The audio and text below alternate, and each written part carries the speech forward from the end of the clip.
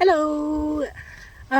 Today I'm going to show you some seedlings like I had told you before, but I also wanted to show you how the garden is coming along, really doing well really fast because we've had a hot spell. It's in the 80s, been in the 80s for several days, and it is hot when you're not used to it. Beautiful, beautiful days. The wind is blowing today a little bit and it feels wonderful. Gorgeous blue sky. Chickens in the background. Some fruit trees are blooming. Let's do the seeds first, and then maybe I'll just do a montage of blooming things. The bees are everywhere. It's just wonderful. Put some music in there, I don't know. But anyway, I'm going to turn this around and we'll do some seedling identification. To the garden. All right. I'm going to show you, you're going to see that, okay, these are tomato seedlings. The sideways, it's going to be hard to tell, but they have fuzzy stems. When they come up, they have fuzzy stems, and these kind of leaves, these are cotyledons, they're not the true leaves yet. These are the first leaves that come up. Those are seedlings too. Now, over here, I have pepper plants. Oh, they look the same, don't they? Don't be fooled. Look at the difference. They're smooth. They're smooth on their stems. They're in the same family, more or less, so the seedlings look very similar. But if you got fuzzy seedlings, you got tomatoes coming up. This slurry is lettuce seedlings. I put them in a sprouting pan that I forgot didn't have holes in it, so I had to pour it out onto the ground, and I think they'll be just fine. They're going to be crowded together, but I'm not worried about it. I've got more seeds. When you buy a packet of lettuce seeds, you get a lot. For those of you that have never seen a broccoli on a plant, there it is. Now, I have little broccoli because my soil is not very fertile yet, but that is what it looks like. And what you do is you cut that off and you leave the plant in the ground and you'll get more. You say cut and come again. Here's one that I already cut back. Took the broccoli off, look, a bunch of little ones here. All coming up. When those get big enough, you can eat those too. And if you like cabbage, then you'll like broccoli leaves because they are in the same family. Now here's a broccoli in the front, cabbage in the back. Leaves are pretty much the same and they taste pretty much the same too. Now I'm going to show you my carrot seedlings. Carrots teach you patience. It takes 2 to 3 weeks for your carrot seedlings to come up, and they are tiny. Let me see if I can do this here. All right, I have this all over any of my seedlings because the squirrels will dig them up, or if you have cats in the area, they will dig them up too. Now, if you look here, and I don't know if you're going to see it very well. All right, these little tiny things. See how tiny they are? Those are the carrots. That's a weed. Those little tiny things are carrots. Once they're up and they get their first true leaves, then they'll start growing much faster. This bed is actually full of carrot seedlings, but they're so tiny, you just can't see them. And then it's been a few days since I showed you my peas, and they are really doing nicely. You'll notice that they're getting their little tendrils. That's what they use to climb with. And they wrap around stuff, and that's how they climb up. And once they wrap around, it's really hard to get them off. I've had them tangled up in each other like these. These had burned almost to the ground from the frost, and they're coming back. Some of them died. There's a dead one. But some of them have come back. I'm very happy. Those are some of my snow peas, I guess you'd call them. I call them Chinese peas. They're the flat pod ones. You eat the whole thing. Okay, my potatoes aren't up.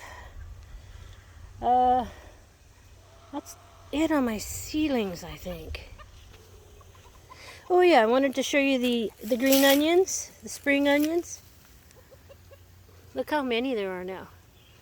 Just lots. They're all coming up. They're all growing vigorously. If it gets much hotter, they're going to stop growing vigorously. And on the order of saving everything, I have onions that I don't eat them fast enough and they sprout. So what I do is, this is an onion that sprouted. I just put it in the ground.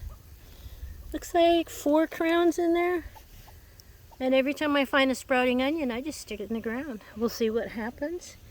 One thing I forgot to tell you on my garden, I have blackberry bushes.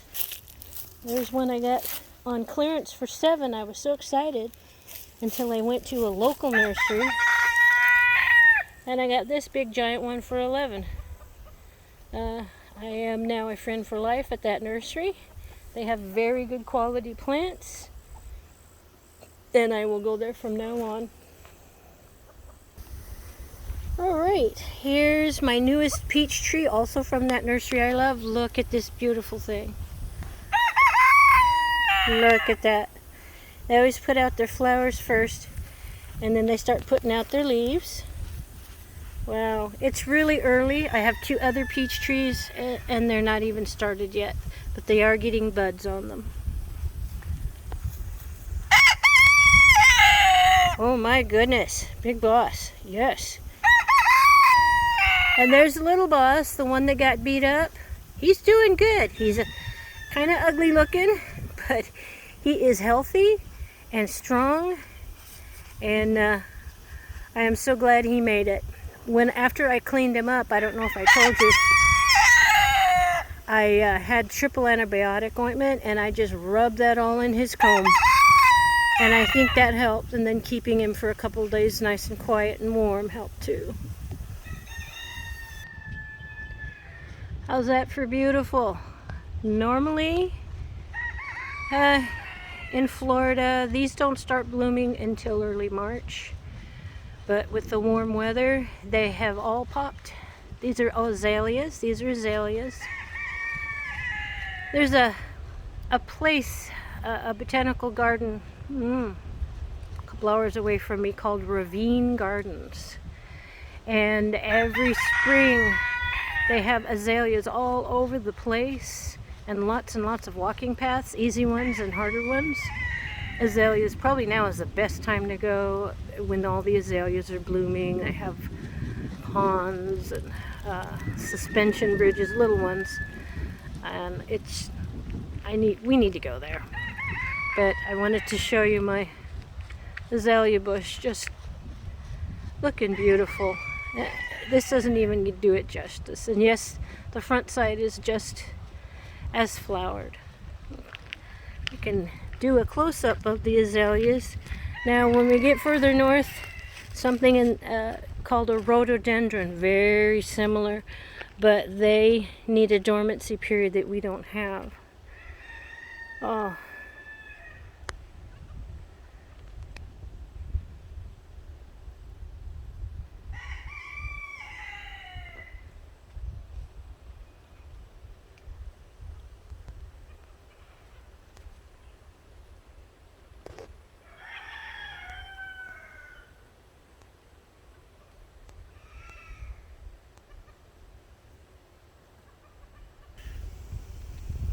these are the flowering plums.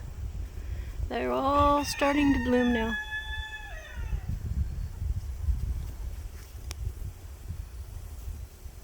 We aren't at maximum bloom yet,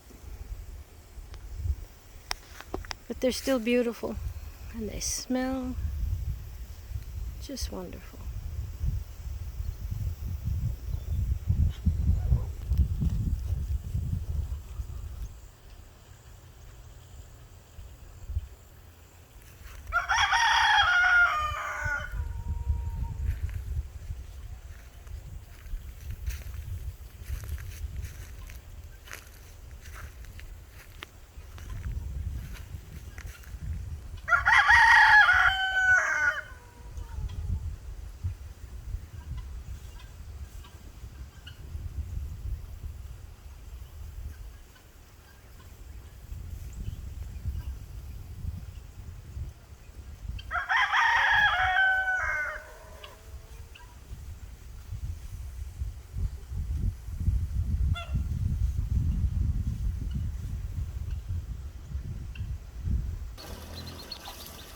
Mama hen has had 5 babies. They just hatched yesterday. They're all underneath her.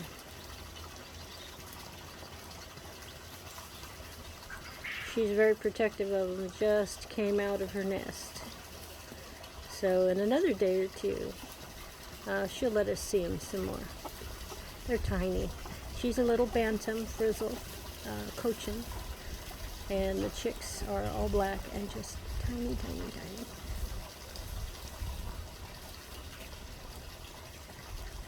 That's the sound of water.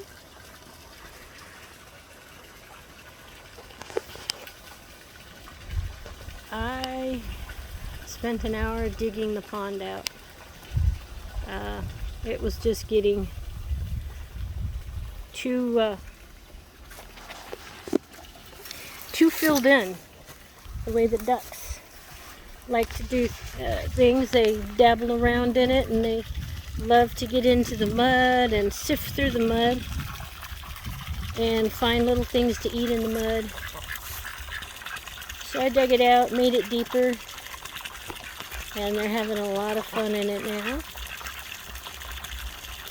Yeah, mud is one of their favorite things to sift through. I do give them scratch and general purpose crumbles, but they prefer this to anything else.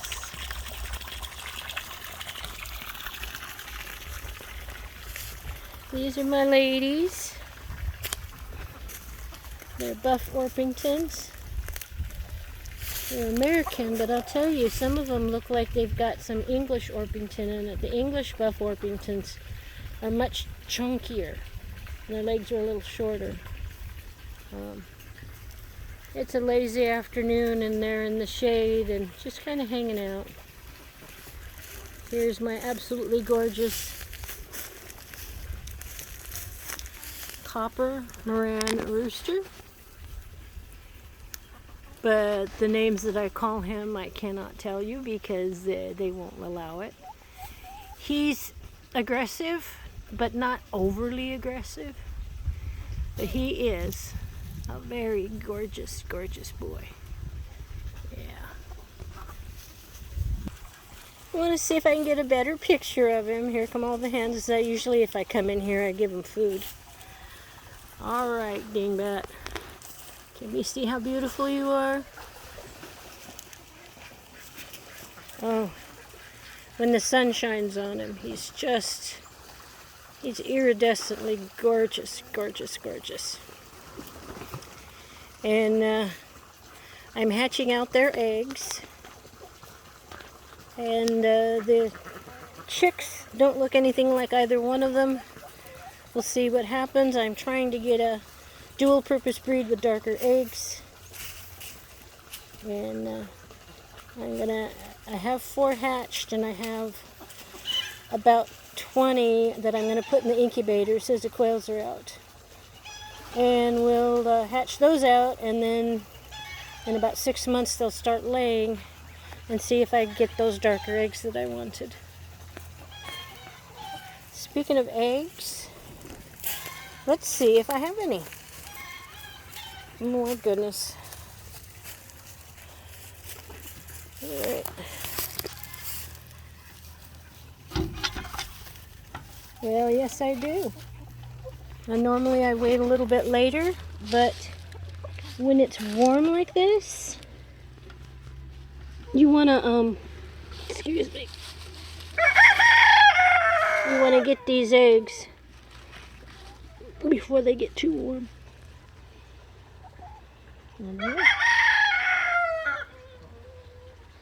Big, beautiful eggs.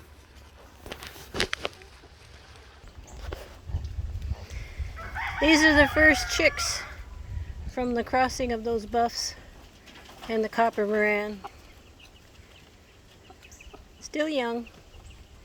We'll see what happens. They'll have that, I call it a quail or a pheasant coloring. It's sort of a natural looking color, although That little rooster back there has more buff color on him. It's a very odd shape he is. Lots of leg and small body. Interesting when you do breeding what you get.